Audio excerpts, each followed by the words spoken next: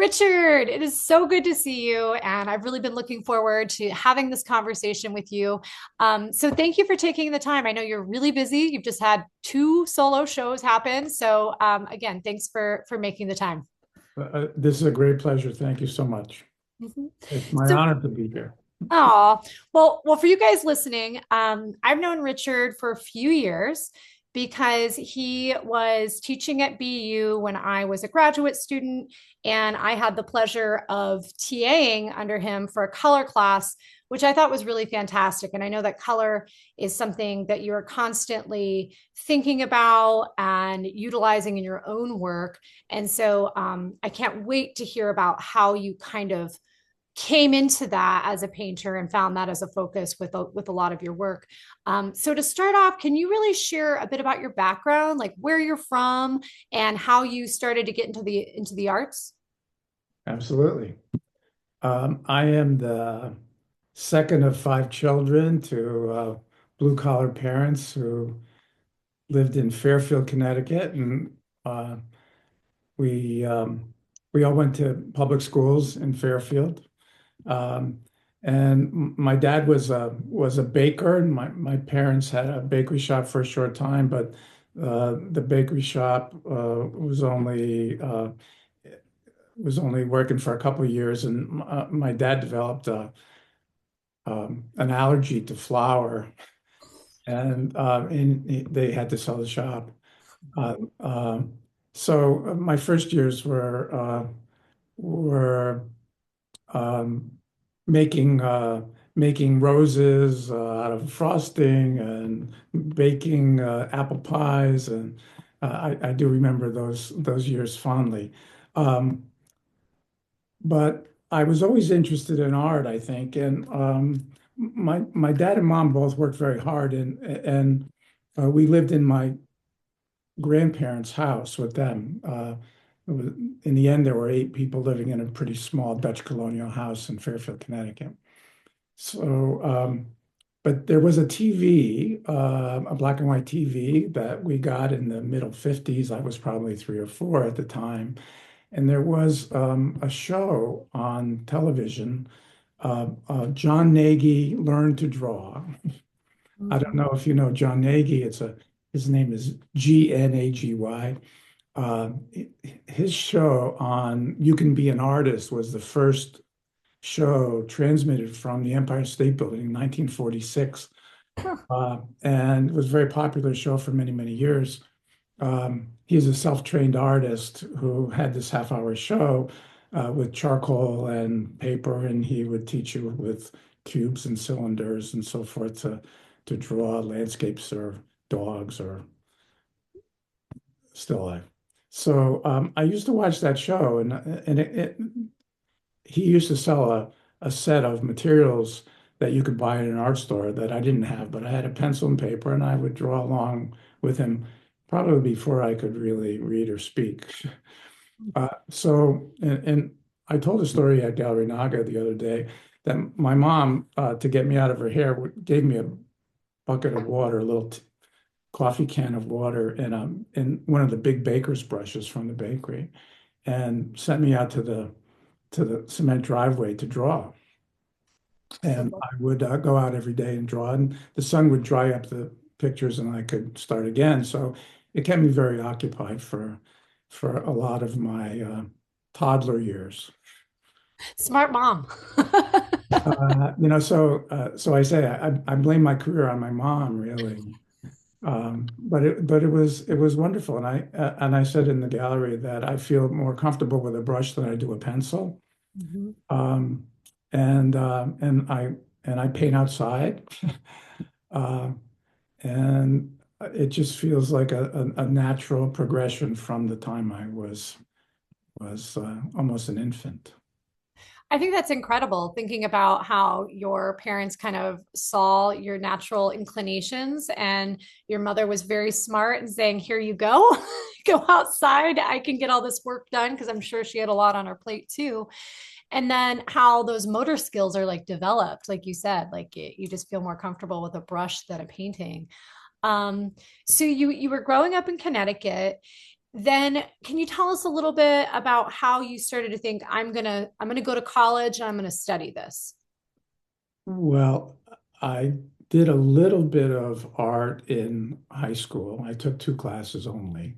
Mhm. I was on a more science track uh, Hmm. through high school.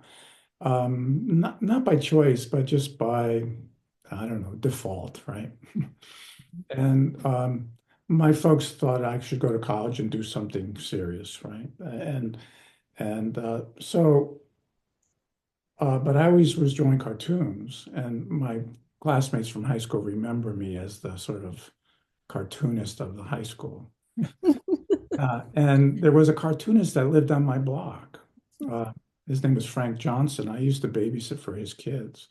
And he had a studio in his house and a big drafting board. And he used to do work for, he had his own syndicated strip, but he also did work for other cartoonists, including Mort Walker, who I got to meet when I was probably in middle school. So it made a big impression on me.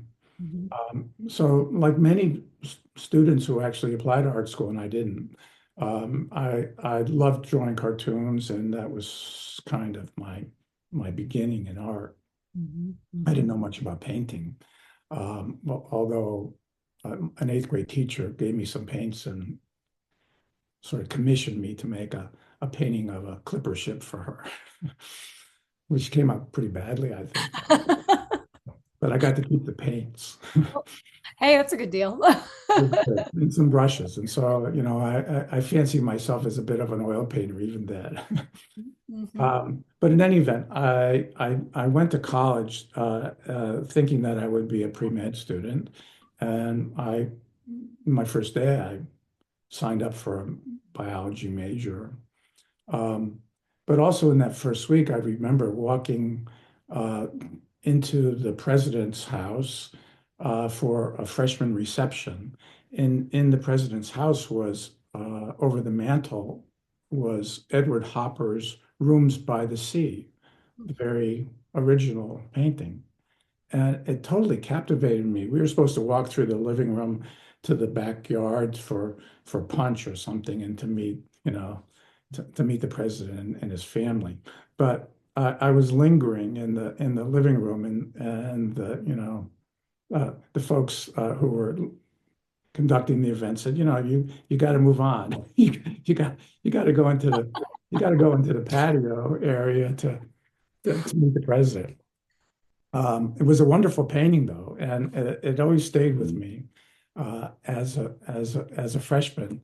But I did pre-med for my first year, and I did chemistry and biology and um, all the things that math, calculus, and I kind of hated it, and I like biology pretty well, but um, I I didn't think I really wanted to do this. Mhm. Mhm. And I took an art course in my second semester of my freshman year. It was a drawing course taught by a TA, and I'm not sure that it was great for me. Mhm. The curriculum was very loose and very open and pretty abstract. And I was looking for something else. I was looking for something more figurative and concrete. Uh, so in my sophomore year, I took another drawing class with Bernard Chait, and that was a different story for me, and was thrilling. And Bernard Chait and I had a long relationship after, which was terrific. He's kind of another father and in a crew of second fathers that I've had in the arts. Um, and I also took the color class that was taught by an Albers uh, student named Richard Lytle. And that course, I would say, changed a lot for me. And it is the same course that I taught at BU, pretty much. Um, the Albers course is very simple in certain ways. There are a dozen assignments or so, and they can be expanded on by the individual teacher in a very nice way. Um, but color is a chameleon. It's a very strange uh, feature of the arts, and for me, the the benefit or the meaning of it is was elusive.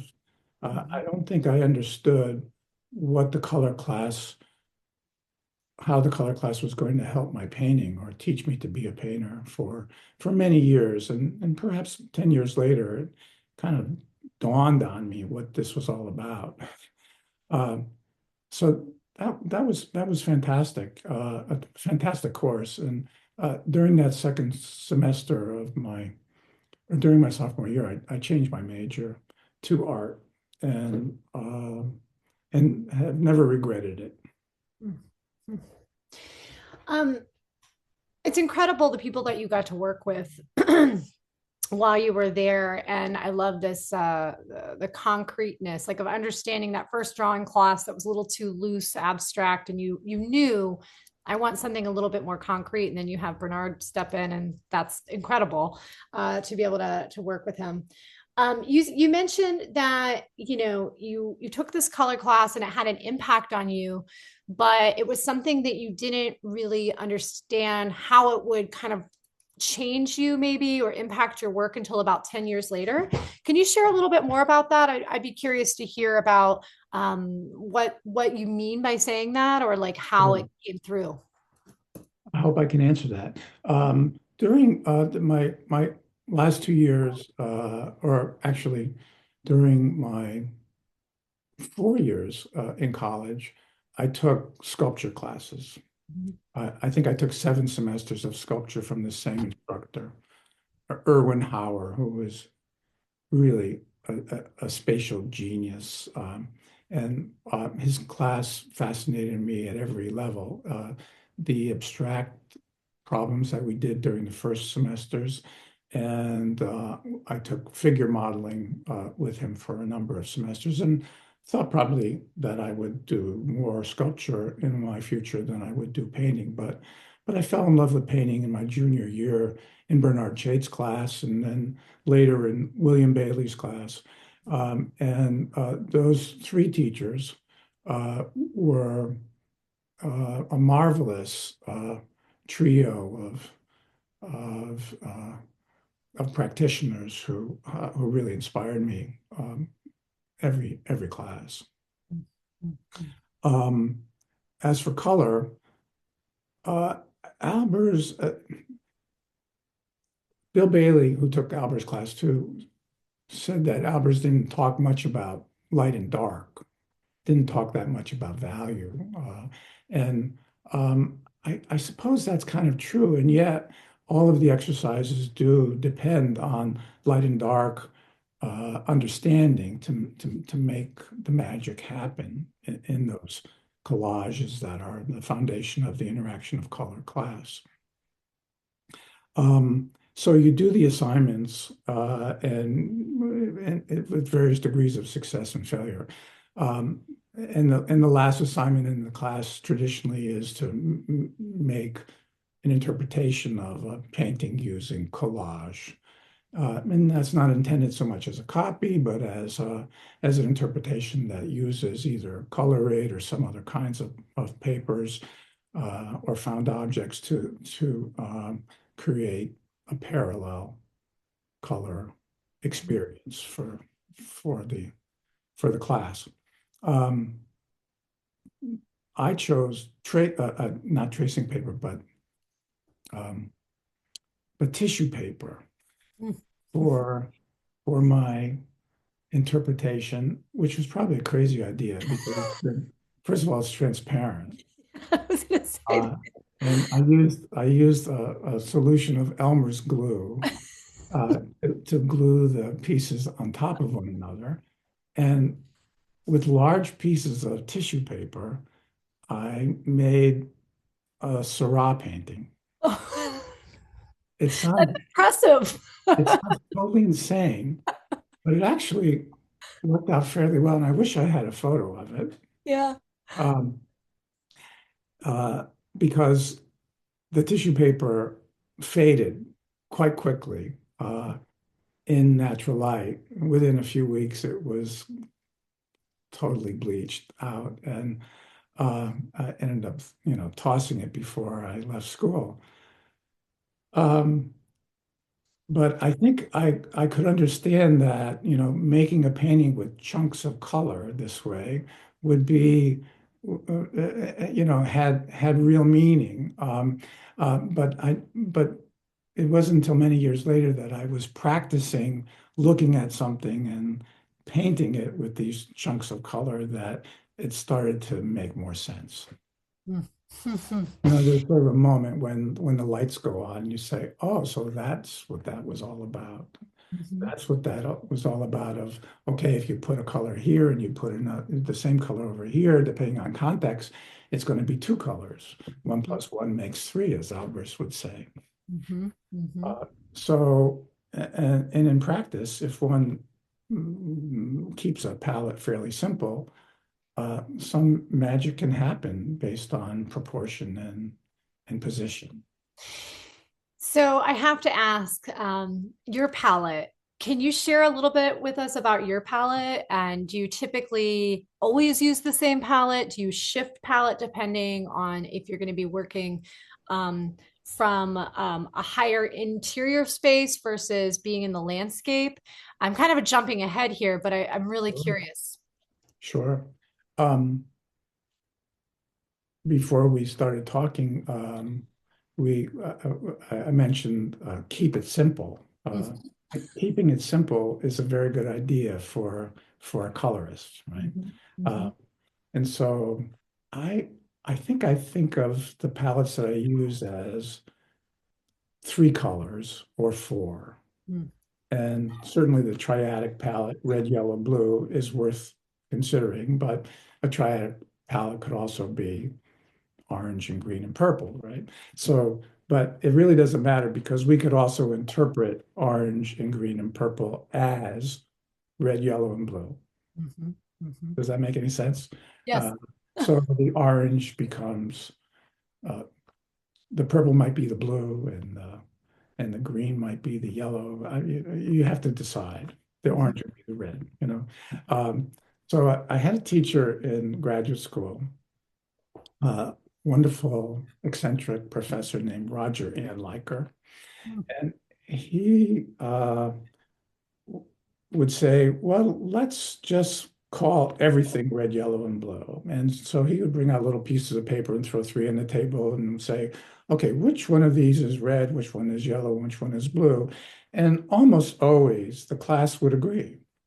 Hmm. Um, so I would challenge your listeners to take say a brown bag and maybe the gray inside of the cereal box uh, lid, and maybe a piece of wax paper. Put them on a table and say, okay, which one is red, which one is yellow, and which one is blue? And I think in the end, if you have them touch each other, you'll be able to see that because the relationships between the colors start to create that kind of vibration of after image, and we'll get a little sense of red, yellow, blueness coming off the juxtapositions.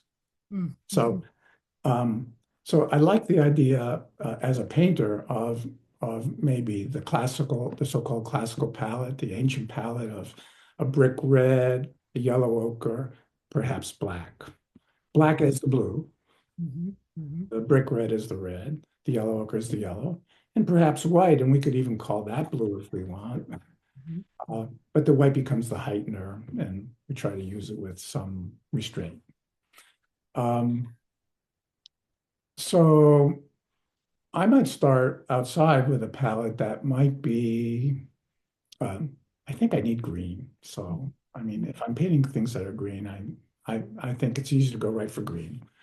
Uh, Chromium oxide green is a wonderful place to begin. And I need a yellow, and I probably would use ochre before I would use a cadmium yellow or a Hansa yellow. Mhm. And I might even use black before I would use blue, but I'm going to waffle on that a little bit, but I do love violet, and I love manganese violet, and I love to mix manganese violet together with green to make dark colors and also to make grays. But if I'm painting in another place, the city from a tall building, and the sky is cobalt blue, I'll probably start with blue. Uh, and probably still start with something like yellow ochre or perhaps an orangey color, maybe even cadmium orange, um, and see where that takes me. Mm-hmm, mm-hmm. As a teacher of introduction to painting, I've always done a problem that uses ultramarine blue and cadmium orange and white as the only mixers. You can make a lot of colors from those choices, and by extension, you can use complements with white and almost uh, uh, any mixture. Mm. I So I I love like it. to keep it simple and then add more colors as necessary. So obviously, if there are roses in the other guy's yard, you might need to pull out the cadmium red. The brick red is not going to work. So you start out simple and then you don't like adhere to it religiously. You allow other colors to kind of come in as needed for that. Yeah, I was wondering about your palette with those pieces because I was before we jumped on the show, you have a couple of exhibitions up, which I wish I could see in person. And to everybody listening, the BU Landscapes Near Me exhibition is up till March 20th. And March 6th. to when? March 6th. March 6th. Okay, March 6th. And yes. And what I'm interested in is you have this retrospective of sorts where it seems like that it has many more of your cityscapes of sorts. And then the Naga show, I love the title of the show. Thank you. I'm going to credit my wife. She thought that up. It was really funny. So it's a deer buffet. And I was like, the humor really, I read it at first and I was like trying to like think like, is this the title of the book? And I'm like, deer buffet, look at the paintings. And they're so green and luscious. And to be honest, I was not as familiar with that work. Is that something that has always been in your practice? Or has more recently you've been doing more landscape painting where it's a more natural forms rather than the grids and whatnot of the cityscapes? Well, the show at BU features work from 3 or 4 different series of work, depending on where I happen to be. Uh, you know, so um, the tree paintings come from my yard, pretty much. Sort of post-COVID, get out of our buildings paintings, right? Uh, the building paintings from downtown were, from a special time when I had access to some unfinished or unrented floors in buildings in the financial district. The paintings from BU are paintings that I made either from my office or studio or from classrooms during summer or spring breaks. And for those people who know BU, I made some in Warren Towers and some in Claflin Hall, some from the roof deck of the law school, and some from the roof deck of the management school. So uh, if I were, starting a series of paintings, I would just keep going until I was asked to leave or ran out of steam. But mostly I get asked to leave because they say you've been here long enough, or we're going to rent this floor, or we're going to build this floor out. And so I find a new project. Can you take us back to when you first were like, like let's say you are coming out of graduate school or wherever you may be in your career, and you decide, okay, I actually like this view from above. versus maybe, being on the ground in a certain type of like where the horizon is and where you are in location to that. When did that first start for you and what was the appeal? I did make some landscape. Oh, here it is, really. Uh, First day of painting class with Bernard Chait, um, we had our paints and we were encouraged just to make a painting. Mhm. Go to a corner and make a painting and see, we'll talk about what comes up and we'll get to know each other. Um, there was a door from the studio on the seventh floor of the art building that that moved to a balcony that had no, I don't think it had not an exit or a stairway there. I think it was just a little balcony, but I don't remember very well now. But there was a balcony, and it was a small little space with a ceiling cover, maybe 8 feet by 8 feet or something like that. And I made a painting looking down the street. It was quick. Um, I didn't think much of it. Mhm. The instructor said, "Oh, this is," said, you painted before." And I said, "Well, not really." And that was a great incentive, great bit of inspiration to say, "Okay, maybe I can do this thing." Mhm. So my first painting was really off this off this top floor, and I made a few more during that year, and probably the next year too. And I always liked that tapestry that you see from a high floor. Mhm. Um, Mhm. so although in graduate school I didn't have a high floor view, I did paint the views out of the building.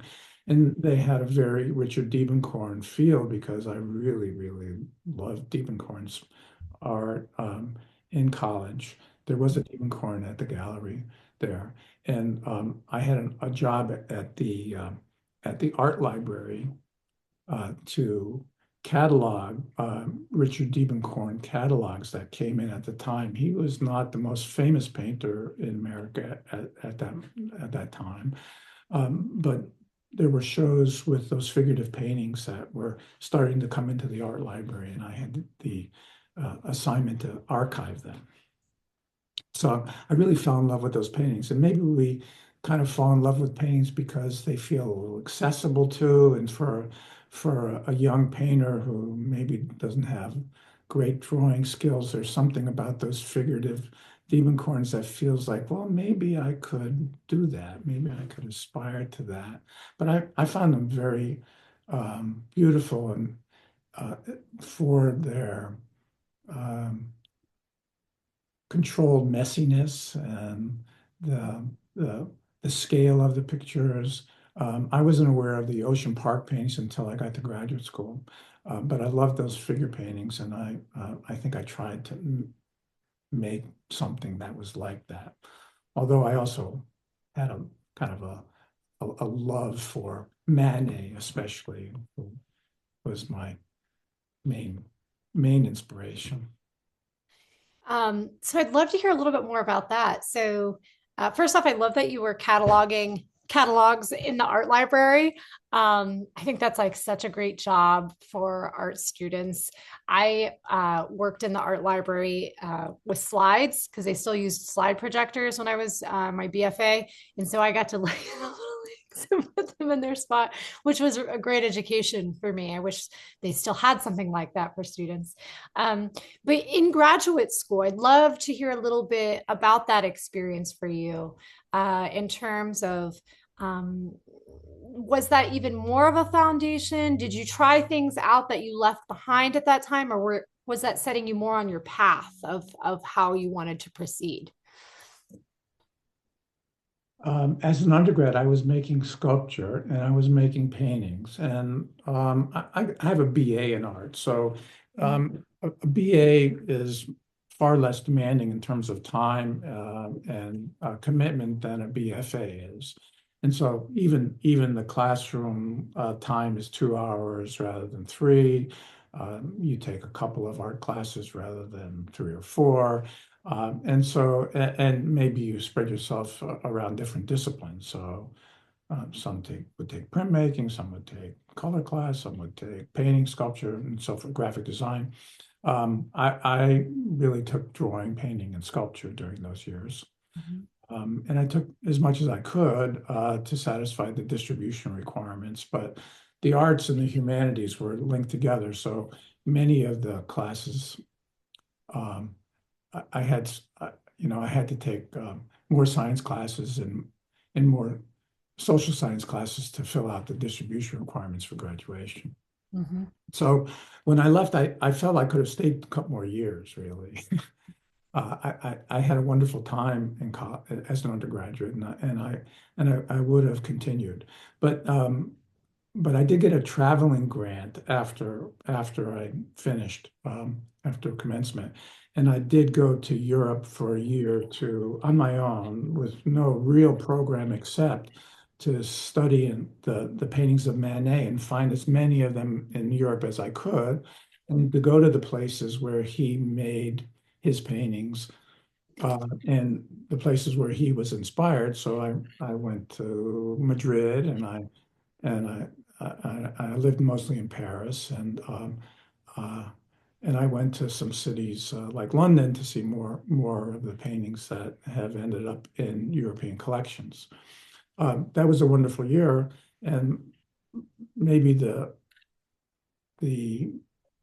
real surprise of that year was I kind of discovered Matisse and Bonnard in Paris and fell you know in love with those two painters. So the following year, I did go to graduate school.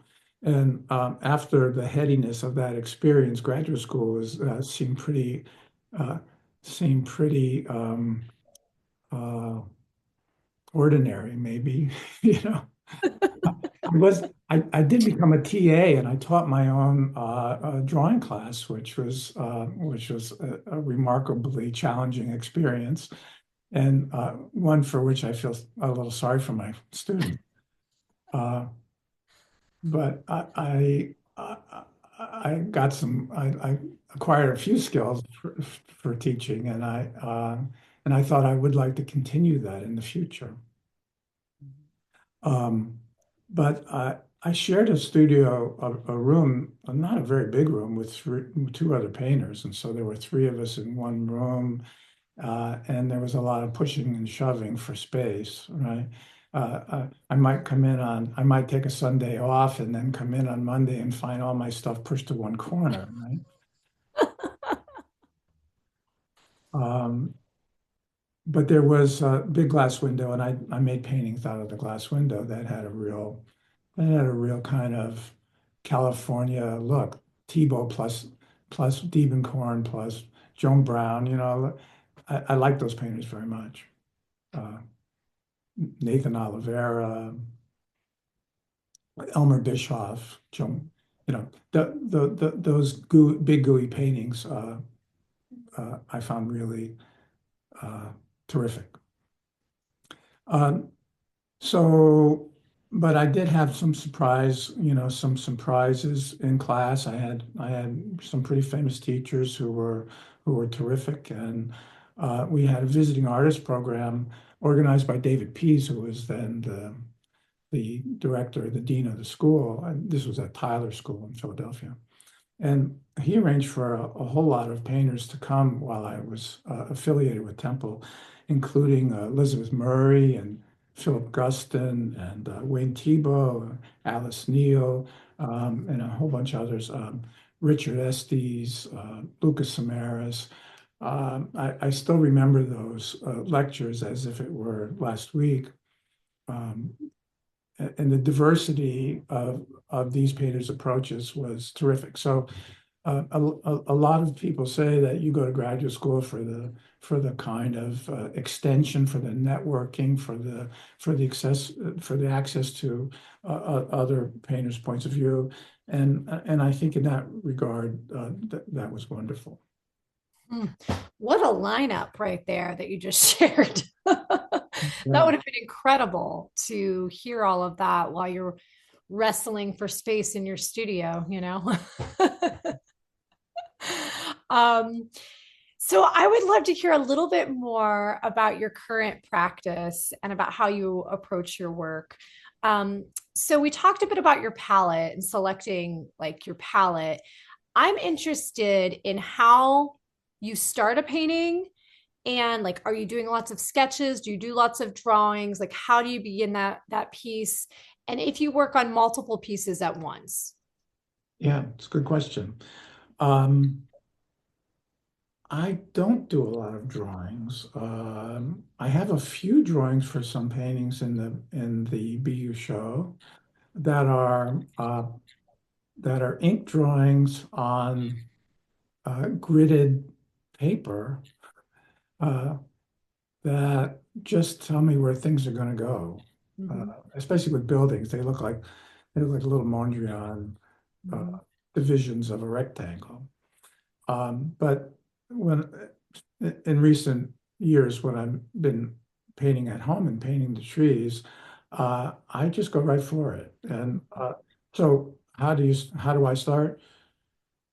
Um, I decide what I'm going to paint, and I will go outside and say, well, I'd like to paint this tree, and I'd like to include a portion of this tree to the right and a portion of this tree to the left, and maybe a little touch of the sky here. And so I'll just hold my hold my hands up with a ruler and say, mhm. okay, I need at arm's length, I need 24 inches this way, and I need 12 inches this way, and then I'll go stretch the canvas. So it's a little bit like taking a snapshot without a camera. Mhm, mhm, I find that kind of measuring with a ruler is great. So I use a 18-inch ruler or 24-inch ruler, and I just measure at arm's length. So that, in a sense, my arms become the cone of vision for the thing that I'm looking at. And for me, that really works very well. The biggest paintings that I made in the BU show are distorted, and they're based on the same measuring system, however. So if I take an 18-inch ruler and I move it this way and move it this way, I'm counting here's 18. So now I need a 108-inch canvas for this. And I have now no longer a flat picture plane, but in fact, a hemispherical or hyperbolic picture plane. Um, and that's why some paintings in that show have distortions, and some paintings that I made from rooftops or tall buildings in the financial district also have distortions in the first round. mhm, And I gave that up because I found that I couldn't believe in those bent buildings. mhm, I mean, I think this was something that I learned from Rackstraw Downs, mhm, especially. I first saw Rackstraw's paintings in the early 80s, and I really fell for them. I thought they were fantastic, and got to talk with him. And he was a visiting artist at BU, and that was wonderful. I'll never forget that because he showed, I think, 3 trays of slides over a period of 3 hours. Um, and so I feel like I got a great bit of education that was uh, amplified by visits to his galleries. Anyway, that way of measuring for me becomes practical mhm, and efficient. So I measure out, stretch the canvas, and so all in the same day, I'll know what I want to paint, have the canvas. I'll put it in prematura on it many times because the white canvas bothers me. I like to give it a little bit of color, sometimes an opposite color, a little bit of orangey or a little bit of gray or blue or yellow, something. Brown bag is a nice sort of default. mhm, Um, and then maybe that needs to dry for a day, and then I might make a few charcoal marks on the canvas to establish the big shapes. So it won't be specifically a drawing of trees with leaves, but it'll be a triangle maybe that sits in the middle of the canvas and tells me what I'm about to paint. Then mhm, I'll just mix up some paint and go.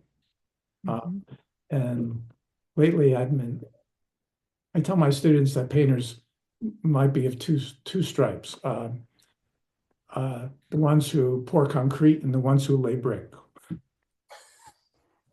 So the concrete painters use big brushes and they might fill in a whole green area of the tree. I sometimes do that. And then the brick painters are the ones who, put Cezanne-like marks on the surface and develop the form more uh, more slowly. Mhm, mhm. One demands many layers much of the time, and the other could be resolved when the last brick is put in the wall. For me, that's never the case, and I end up doing a little bit of both and sometimes even glazing on top of things. So I'm not a purist. I don't think that I can. Uh, I don't want to box myself in. I don't want to paint myself into a corner, even though I think that's important to do. You got to give yourself a challenge, make a problem for yourself. Um, I find that really interesting too. I love how you're saying, like I'm not a purist. I have these skills, I've learned these things, and then I'm able to kind of shift kind of what we were talking about before about some flexibility in terms of what's in front of you. Um, I'm really curious about the glazing too. Is that something that you like studied as well? Or is that something you kind of learned as you went? Did you go study with somebody? I'd love to hear a little bit more about that. yeah, I don't think anybody taught me to do that. I think when I started to teach at BU in 1989, I was asked to teach the techniques class that Reed K had started in 1950 something. Um, and I felt like I had to do a lot of prep for that class. I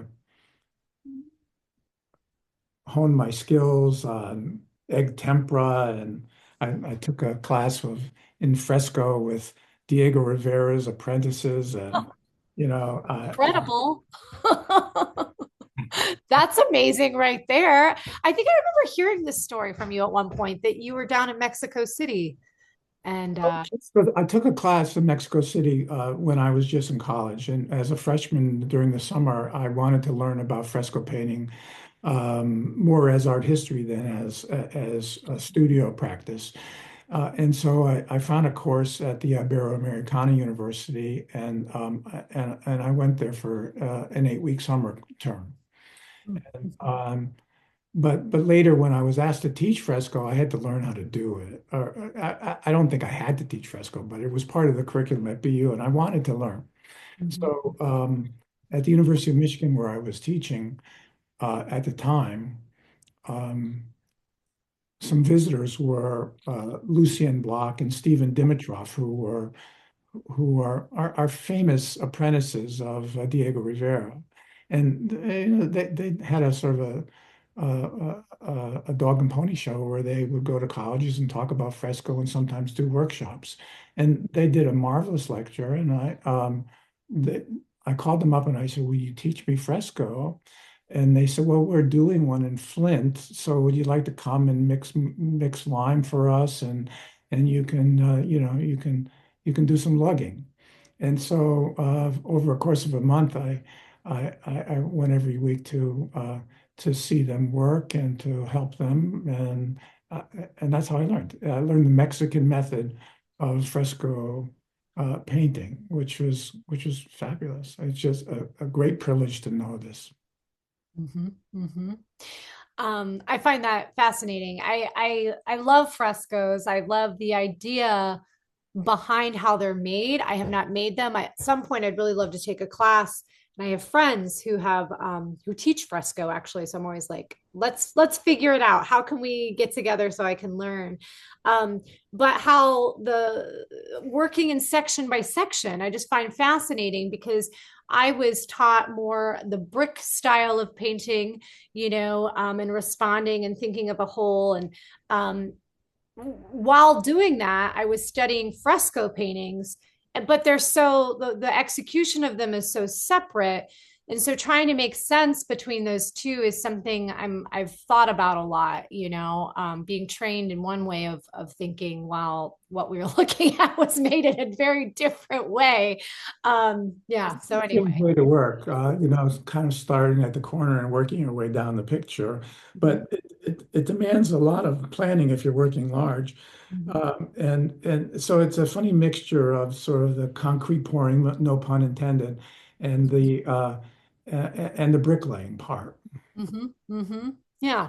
So you taught yourself glazing, it sounds like, and all these other forms of creation. And it seems like it served you well in terms of how you're working now. When you need a technique, you can kind of pull it out. I have another question actually about your surfaces. Do you tend to work on gesso or do you work on an oil ground in your paintings? I work on oil grounds. Hmm. Can you I, talk a little bit about the difference for everybody and why you work on an oil ground? sure. When I first came to BU and was teaching techniques, I did a lot of research into acrylic paints and oil paints and their chemistry and so forth. And Winsor Newton at the time was saying, if you're an oil painter, we believe that you should paint on oil grounds. Mm-hmm. We don't think that you should. They don't say that anymore, and I don't know what to really believe. I think acrylic gesso is pretty amazing stuff, um, but it is a different chemistry.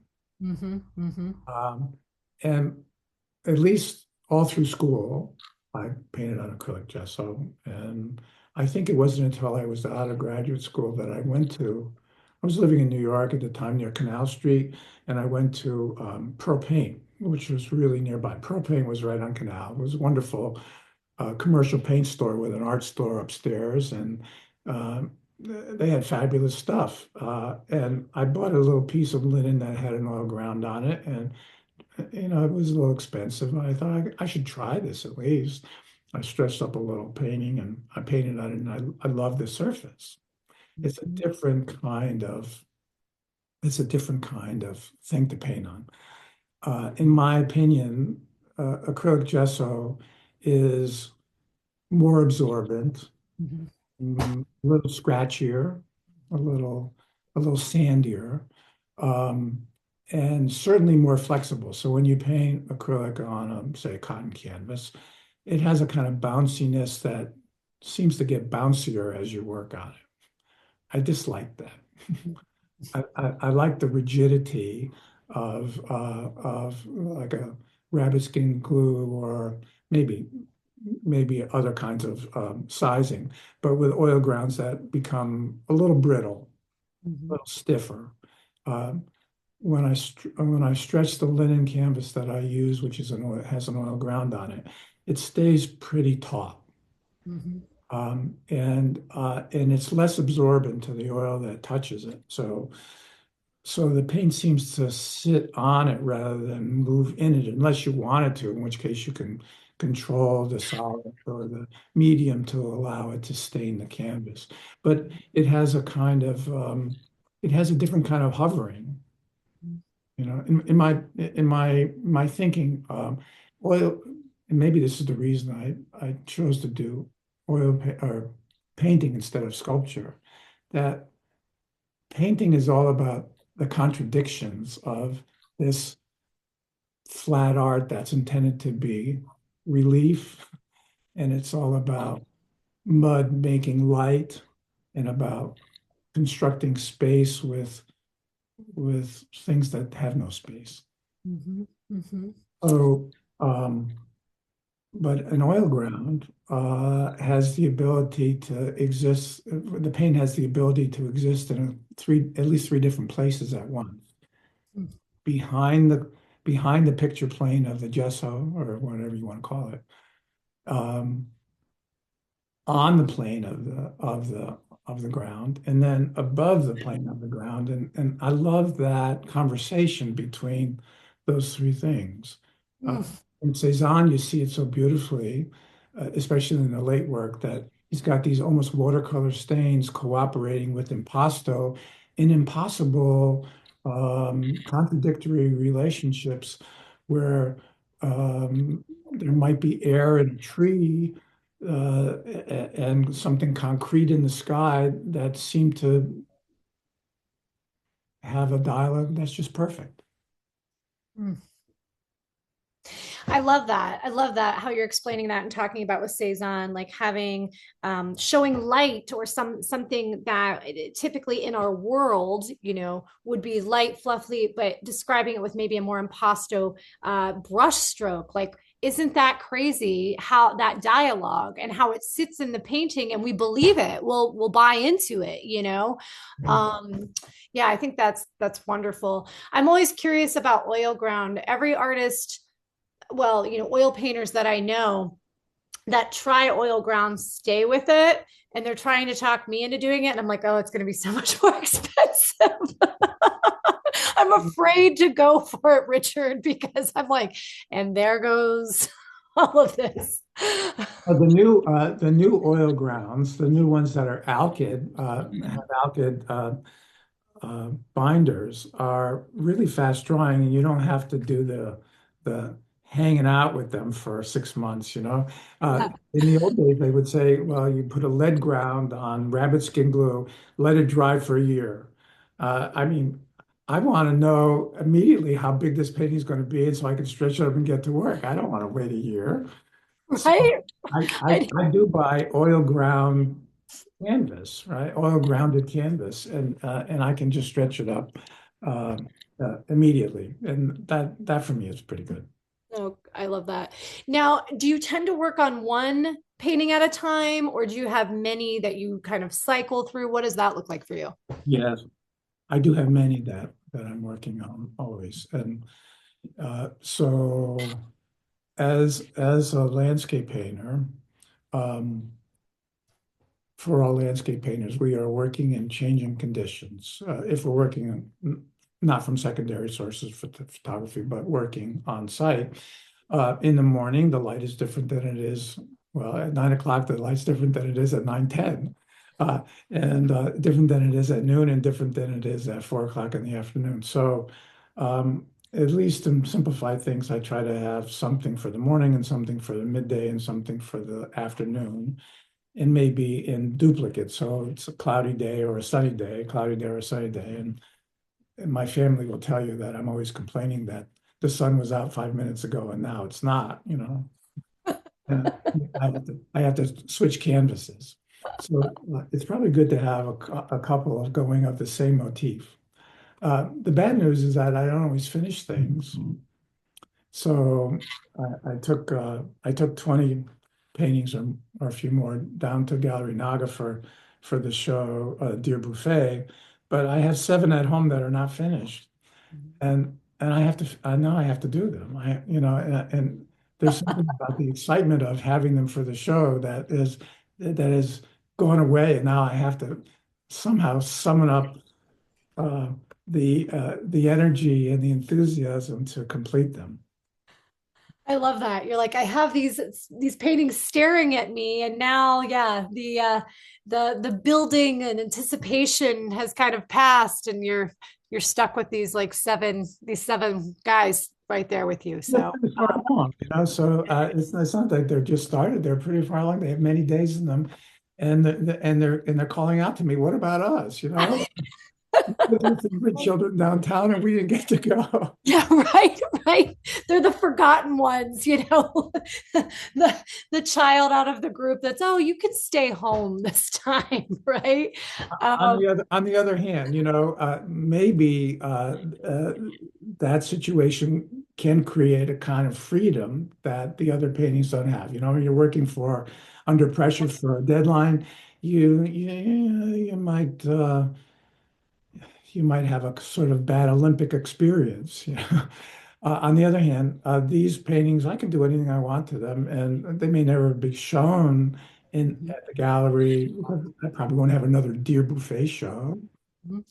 I have no idea, you know. Maybe these will get completed and never be seen. It almost doesn't matter because there is a kind of freedom that I could look at that might be actually very engaging. I was going to say the freedom that allows, knowing that they don't have to adhere in this space with other paintings, rather there can be some experimentation or whatever you have that day, which kind of leads me to my next question for you, which is You're a prolific painter and teacher. You've worked with so many wonderful painting professors yourself and artists, and have worked with so many students.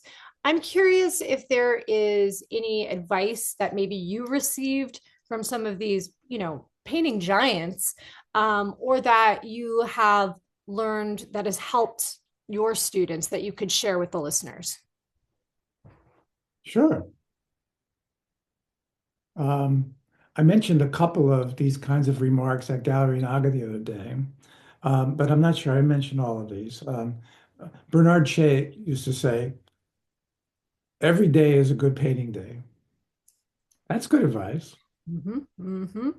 Just go out and do your job. Um, Bill Bailey had a great line. Uh, when the surface is covered, the painting begins. Mm, I love that. That has Try to. stayed with me for 50 years. It's just like, okay, that's exactly my experience now too. I can use that sort of brick method to cover up the painting, but in the end, I'll probably put another layer of bricks on top of that, if not in triplicate or more. Some paintings might have 10 layers in certain places, right? Um, I mentioned Delacroix, who said, "Don't torment your colors." Now that's really good advice. You get to a place in your palette where you need a little more red, and you just add a little solvent to it, and suddenly it's tormented stew. Uh, don't be lazy. Get up and open the tube and put some more red down on the palette. Clean up the palette with a little razor blade. Do a little hygiene there. I love, I actually want an exhibition with that title, Don't Torment Your Colors, like a group exhibition. I feel like there could be such a great conversation between the work and also with the artist. I love that. I haven't heard that before, honestly. So, It's a wonderful thing. Uh, mhm. I also had mentioned Joseph Alber's uh, 8-word poem. I think it goes, calm down. What happens mostly without you. And just to, burst our bubble a little bit, like, okay, it's just a painting you're making. Mhm, mhm. My wife who went to medical school says, um, in your profession, nobody dies. And It's so true, right? Like I think sometimes we can put so much pressure, internal pressure on a painting. Nobody's dying. And there's such a big world out there with so many things happening, getting outside of yourself sometimes is the best thing to do. yeah, just try something, take a chance, Mhm, do it differently. mhm. Well, those are wonderful pieces of advice. Is there any other advice you'd like to share from your own experience that you feel like you've learned that has helped students?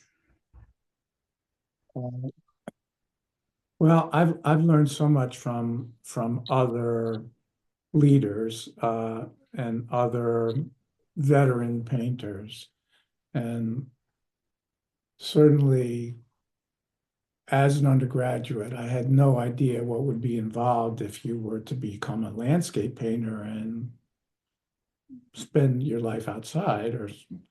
And I think I first became aware of Neil Welliver in college because in the art library where I worked, there was a big painting by Welliver that he made, probably when he was a student.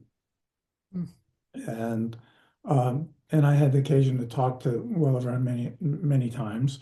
And he worked outside in the snow. And basically his example taught me that that's not so hard. You can do it. You just bundle up and make yourself a thermos of tea and go to work.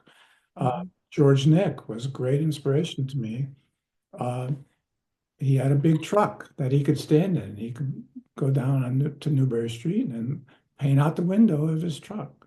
Mhm. And he would do that every day and get parking tickets and deal with the hassles of weather and um, parking troubles. Um, Rackstraw Downs taught me that you can paint in the middle of a busy intersection in New York City. You can paint on the sidewalk and it won't be the end of the world. You know, you can make it work. People might actually not bother you. Um, Jenna Fish came to my studio in graduate school, and I love Jenna Fish's painting. She was one of the very first artists that worked directly from life, that made paintings that I thought were looked impossible to make. I think I first saw her tequila bottle paintings when I was an undergraduate, and I just thought this is a very high level of observation, a very high level of visual analysis, and I wanted to be like that. Mhm. So I think that by looking at other artists, you can learn to be a little more courageous. Mm. Well, Richard, this has been such a pleasure, learning a bit about your background, about what you're working on now in terms of the process. And I've just really enjoyed it. So again, thank you so much for taking the time to be on here. You're very kind to me. Thank you for your generosity, and thank you to all your listeners. Mhm. Before we jump off of here, can you just share where your two shows are and your website, and then we'll go. The shows are at Gallery Naga, and that's in Boston at 67 Newbury Street, just west of Berkeley. Uh, and that show is closing on the 21st of February. And the BU show is a retrospective at the 808 Gallery at 808 Commonwealth Avenue. And that show will be up until March 6th. Great. All right. Well, thank you so much, Richard, and I hope you enjoy the rest of your day. Thank you so much.